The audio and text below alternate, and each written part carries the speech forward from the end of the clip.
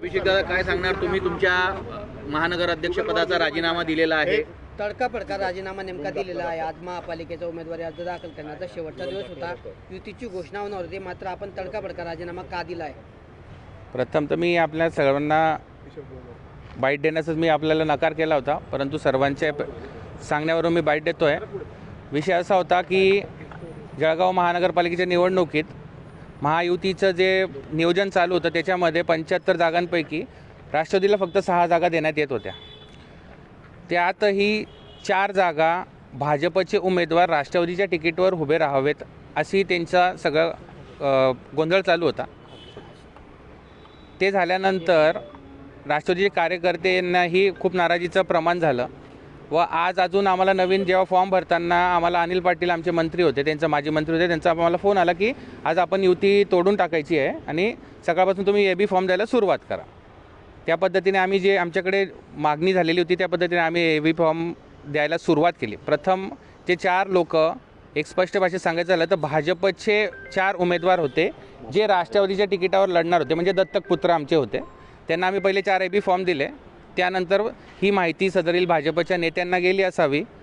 मग भाजपच्या नेत्यांनी लगेच सेटलमेंटसाठी फोन करायला सुरुवात केली आमच्या काही जळगावच्या सेटलमेंट करणाऱ्या नेत्यांना, जे काही सो कॉल्ड पालकमंत्री म्हणत होते, पण 15 वर्ष पहिलेच होते. आता त्यांना काळ बदललेला हे त्यांना माहिती नसावं. ते झाल्यानंतर मग ॲटोमॅटिक सेटल झाले की तुम्हाला 1 जागा वाढून देऊ, 2 जागा वाढून देऊ. ते सर्व झालं. त्या उपरही 6 जागा मिळणार होत्या, तर त्याच्यातही 5च जागा त्यांना घेतल्या. 5 जागांमध्ये 4 ते दत्तक व 1 जागा जी आमच्या नेत्याच्या मुलाला दिली गेली.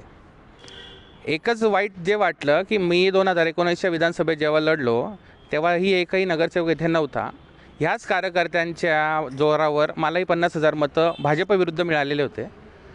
परंतु ह्याच नेत्यांनी वरती अजितदादांना म्हणा, सुनील तटकरे साहेबांना म्हणा, ज्यांना कोणीही आमच्या नेत्यांना यांनी फिडिंग केली की इथं हे सगळ्या कार्यकर्त्यांचे आपले डिपॉझिट जमा होणार आहे, पण तशी वास्तविकता परिस्थिती नव्हती. एकच हेतू होता यांना की अभिषेक पाटील हा व्यक्ती आहे, ना याच्या वडील राजकारणात आहे ना याची आई राजकारणात आहे, पण याला पुढे जाऊ द्यायचं नाही, याचं एक सगळं षडयंत्र होतं. वाईट हे वाटतं की आमचा पक्षातले वरील ज्येष्ठ नेते जे आहेत, माझा राग कोणाबद्दल नाही, परंतु आमच्या पक्षाला जे लोक म्हणतात की तुमचा पक्ष 4 जिल्ह्यांचा, 4.5 जिल्ह्यांचा का 5 जिल्ह्यांचा, जे काही एक म्हण आहे ती वास्तविकता याला लागू का होते? कारण की आमचे नेते म्हणा, जे काही म्हणा, ते खाली आहे ना फक्त एका नेत्याला नेमलेलं असतं.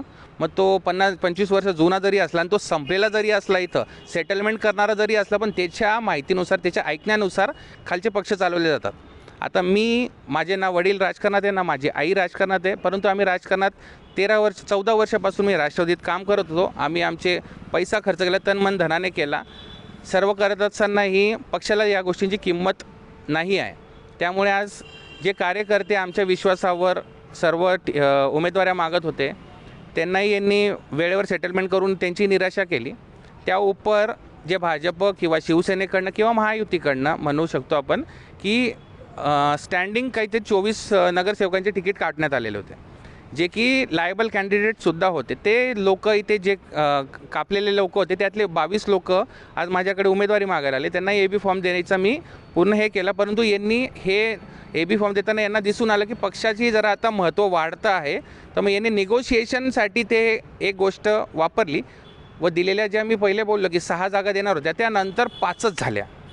त्यातही एक आता नवीन गोष्ट आम्हाला माहिती मिळाली की जी 6वी जागा होती, एक नेत्याचं कोणतरी त्याच्याही घरातलंच लढणार होतं, तर ती 6वी जागा आम्हाला मिळालेल्या माहितीनुसार 22 लाख रुपये घेऊन संबंधिताला सांगितलं की ही तुम्हीच घेऊन टाका, ती आम्ही घेत नाही, व त्याला त्या समोरच्या व्यक्तीला लढायला लावून दिलं. सांगायचा उद्देश एकच आहे, कार्यकर्ते जर पक्षासाठी तनमन धनाने काम करण्यास तयार असतात. स्वतःची निवडणूक, आज ही कार्यकर्त्यांची निवडणूक जवळपास 7-8 वर्षानंतर आलेली आहे, व त्यांच्या निवडणुकीच्या वेळेस तुम्ही एवढं नेतेजण राजकारण जर करत असाल तर कार्यकर्त्यांनी माझे एक सल्ला म्हणण्यापेक्षा माझी एक विनंती राहील की ह्या नेत्यांच्या नादी लागून, जसं माझं आयुष्य, माझे पैसे मी खर्च केले फालतू या नेत्यांच्या लागून कामं करून घेतले ना, माझी कार्यकर्त्यांना विनंती राहील की कार्यकर्त्यांनीही स्वतःचे कामधंद्यांकडे लक्ष द्या, पोटापाण्याकडे लक्ष द्या, आई वडिलांकडे लक्ष द्या, कुटुंबाकडे लक्ष द्या. या नेत्यांच्या नादी लागू नका. नेत्यांचं आज असं आहे की कार्यकर्ता हा पैशांच्या जोरावर विकत घेतला जातो हे स्पष्ट आज मी 4 नेत्यांकडनं 2 दिवसापासून ऐकतो आहे. आज राजकारणात निष्ठा वगैरे जे काही एक सो कॉल्ड असे म्हणायचो आपण, ते काही राहिलेलं नाही आहे. हेच काळ्या दगडावरची रेस झालेली आहे. तरीही जे काही राहील, प्रत्येकाचे दिवस बदलतात, प्रत्येक वेळ ही सारखी राहणार नाही, तीही वेळ बदलणार आहेत. परंतु माझी कार्यकर्त्यांना तेवढीच विनंती राहणार आहे. अभिषेक दादा, तुम्ही नेहमी म्हणताय की सेटलमेंट मांडणार आहे का तुम्ही या संदर्भात अजितदादांकडे? मोठं वलय आहे. अजित पवार या नावाला महाराष्ट्रात मोठं वलय आहे. आज विचार केला तर 75 जागा त्या महानगरपालिकेमध्ये जळगावमध्ये किमान 50 लोक अजित पवार या गटाकडून राष्ट्रवादीकडून उभे करू शकले असते, असं का नाही केलं? आपण 75 पैकी 50 आकडा बोलले. मी 75 पैकी 75 आज उमेदवार जे की फाईट देणार आहेत, त्याच्यातले 22 लोक स्टँडिंग नगरसेवक होते ज्यांचं तिकीट कापलं गेलं होतं. त्या लोकांना मिळून 75 लोकांचे आज नियोजन झालेलं होतं. परंतु नियोजन करत असताना निगोसिएशन करून घ्यायचं. प्रत्येक नेत्याला मी स्पष्ट भाषेत थोडंसं आपण ती गावरानी भाषा म्हणू शकतो की प्रत्येकाने आपापलं दुकान लावायचं होतं. त्याच्यातून हे सौदा झालेला आहे. माजी मंत्री गुलाबराव देवकर आणि जिल्हाध्यक्ष संजय पवार यांनी काही पैशांसाठी तुमचा पक्ष विकला असा तुमचा आरोप आहे का? मी आरोप करण्यापेक्षा सामान्य माणसाला ते समजत असेल. मी काय कशाला आरोप कोणावर, मला काही करायचं नाही आहे आणि मला त्यांना आरोप करून त्यांना मोठंही करायचं नाही आहे कोणालाच. जे काही झालेलं आहे ते कशातून झालेलं आहे, जरा इतिहास मागच्या 4-6 महिन्याचा बघून घ्यावा. जे कोणी नेते त्यांच्या विरुद्ध जे आरोप करत होते आज तेही शांत झाले, हेही शांत झाले, म्हणजे कुठेतरी त्या सेटलमेंट झालेले ते. सांगायचा उद्देश एकच आहे की जे काही लोक तिकडच्या पक्षातनं इकडच्या पक्षात 2-4 महिन्या पहिले जे आलेले होते, हे फक्त स्वतःचे सेटलमेंट करायला, स्वतःचे घरं वाचवायला, स्वतःचा धंदा वाचवायला, स्वतःचे काळे कारनामे वाचवायला, जेलची वारी चुकवायला आलेले होते. हा स्पष्ट. वारंवार तुम्ही सेटलमेंट म्हणतायत, असा सेटलमेंट करणारा नेता कोण? आता भरपूरसे नेते आहेत ना सेटलमेंट करणार. प्रत्येकाचे नावं घेण्यात, त्यांना मोठं करण्यात काहीच मला इंटरेस्ट नाही आहे. आता आपण अजित राष्ट्रवादी पवार गटामध्ये तुम्ही म्हटलेलं आहे की ज्या नेत्यांनी सेटलमेंट केली आहे, मलाही कानावर आला आहे की जळगावला महानगरपालिकेसाठी युतीमध्ये 6 जागा मिळत होत्या. त्यापैकी एक जागा प्रभाग क्रमांक 7मध्ये आदरणीय जळगाव शहराचे आमदार राजूमामा भोळे यांच्या पत्नीची जी जागा होती, त्यांच्या जागा रिकामी करून राष्ट्रवादीला ती जागा जाणार होती. परंतु कालपर्यंत तसं झालेलं होतं. परंतु आज सकाळी तसं झालेलं होतं. परंतु हे दुपारचं जे सकाळचं सत्र जे झालेलं आहे, राजीनाम्यांचं वगैरे जे काही असेल म्हणू शकतो आपण त्याला, त्याच्यानंतर ती जागा संबंधित भाजपच्या कार्यकर्त्याला परत दिली गेली व त्या संदर्भात काहीतरी सौदा आला असं माझ्या कानावर आलेलं आहे. मला एकच सांगायचं आहे की जर 75मधून तुम्हाला 6 जागा जर मिळत होत्या युतीमध्ये, तरी त्यानंतर मग कार्यकर्ते कुठे गेले होते? कार्यकर्त्यांना देऊ शकत होतो आपण जागा, तरी एक जागा कमी करण्याचं कारण काय? याच्या मागे आर्थिक कारणच असावं. मग जळगाव महानगराध्यक्ष तुम्ही उठते राष्ट्रवादी अजित पक्षाचे जे नेते असतील किंवा जिल्हाध्यक्ष असतील यांनी तुम्हाला विश्वासात घेतलं नाही असा तुमचा आरोप आहे का? आरोप काय, जे आहे ते आरोपच आहे. त्यांच्यावरच आरोप आहे माझा. विश्वासात घ्यायचा प्रश्नच नाही आहे.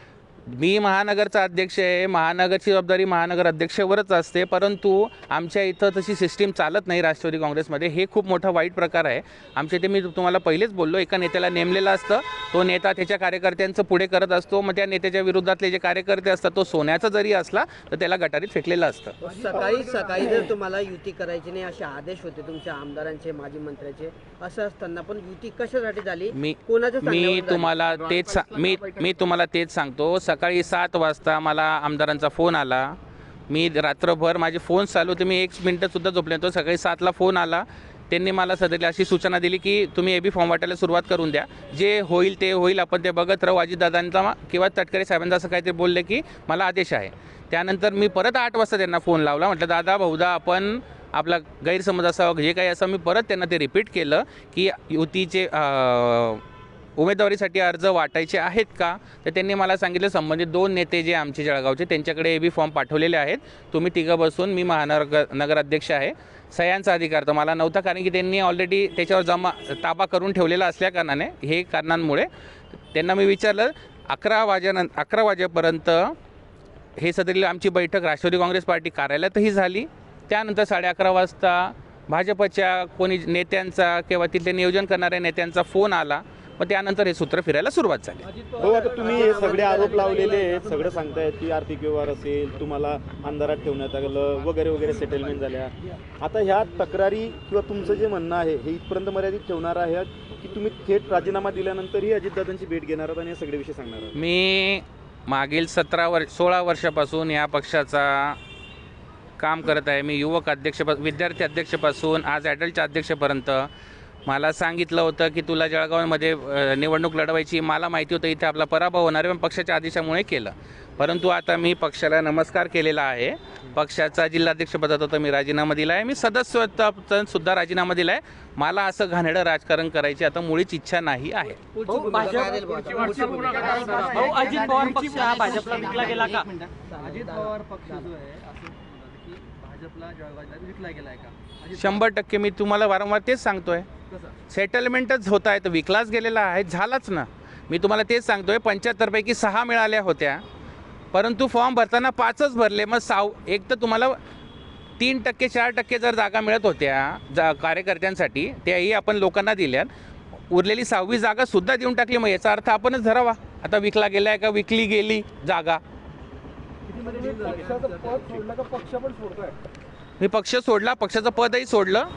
नेत्यांना कितीही सांगू आम्ही, आम्हाला एकच शोकांतिका आहे. आमच्या नेत्यांना आम्ही रक्ताचं पाणी करून जरी सत्यता सांगितली, परंतु आमचे नेते फक्त ऐकून घेतील आणि उद्या येऊन परत त्याच नेत्यांना बोलवतील. तुमचं असं केलं का, तुम्ही तसं केलं का, एवढं विचारतील. त्याच्यावर पुढं कोणतीही कारवाई होणार नाही व परत त्याच लोकांच्या हाती सगळं राजकारण, समीकरण, सत्ताकारण जे काही असेल पक्षाचं ते येणार आहे. व त्याचे आम्ही हे दुसऱ्यांदा अनुभव घेत आहोत. त्याच्यामुळे आता राष्ट्रवादीला जय श्रीराम केला आहे मी. ते मी आता पुढे माझी वाटचाल ठरवेल. राजीनामा दिलेला जय श्रीराम हे देवाचं नाव आहे, भाजपची टॅगलाईन नाही आहे. मी आपल्याला क्लिअर करतो. आज तुम्ही राजीनामा दिलेला आहे, सर्वस्वी सोडलेला आहे. महानगर अध्यक्षपदाचा पण राजीनामा दिलेला आहे.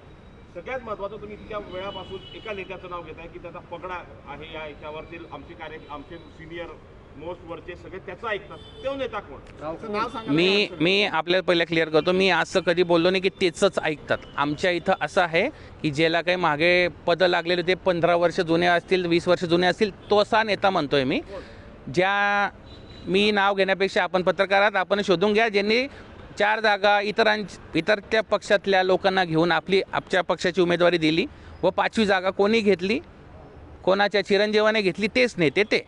हो, आता बऱ्याच वेळापासून जे होतं तुम्ही राजीनामा केले जात होते पत्रकारांकडून, मात्र तुम्ही समोर आले नाही. उमेदवारी अर्ज दाखल झाल्याच्या मुदत संपल्यानंतरच तुम्ही आता पत्रकारांशी बोलताय. समोर यायसाठी मला खूप पत्रकार बंधूंचे फोन आले, परंतु न यायचं कारण असं होतं की आम्ही मागच्या वेळेस असंच काही प्रकार जेव्हा झाला होता, समोर आलो तर पक्षाने आम्हाला काय झालं ही विचारणा सोडून आमच्यावरच आरोप केले की तुम्ही हे चुकीचं करत आहात.